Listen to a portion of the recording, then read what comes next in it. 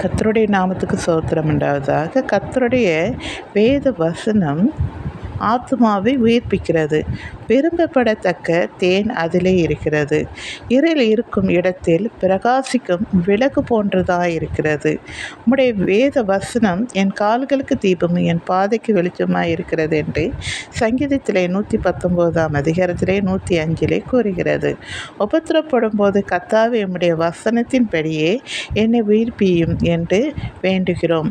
சங்கீதம் 1:2 கர்த்தருடைய வேதத்தில் பிரியமாயிருந்து இரவு பகலும் அவருடைய வேதத்தில் தியானமாக இருக்கிற மனுஷன் பாக்கியவான். அவன் நீர்க்கால் ஓடமாய் நடப்பட்டு தன் காலத்தில் தன் கனியை தந்து இலை உதிராத மரத்தை போல இருப்பான். அவன் செய்வதெல்லாம் வாய்க்கும். ஒருவன் அப்பத்தினால் மாத்திரமல்ல தேவனுடைய வாயிலிருந்து புறப்படுகிற ஒவ்வொரு வார்த்தையிலும் பிழைப்பான் என்று இயேசு கிறிஸ்து பிசாசு சோதிக்கும் போது தேவன் சொல்லுகிறதை நாம் பார்க்கிறோம்.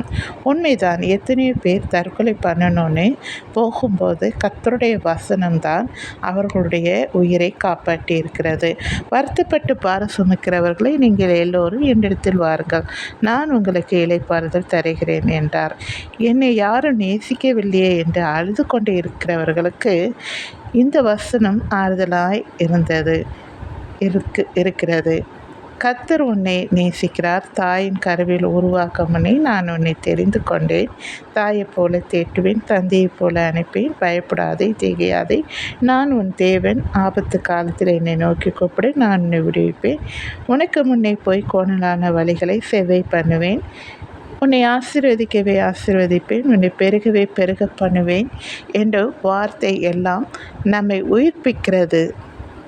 உண்மைதானே? வேத வசனத்துக்கு உயிர்ப்பிக்கிற வார்த்தையும் ஆறுதலான வார்த்தையும் இருக்கிறது. அந்த வார்த்தை ஒவ்வொன்றும் ஜீவனுள்ள வார்த்தையாகவும் இருக்கிறது.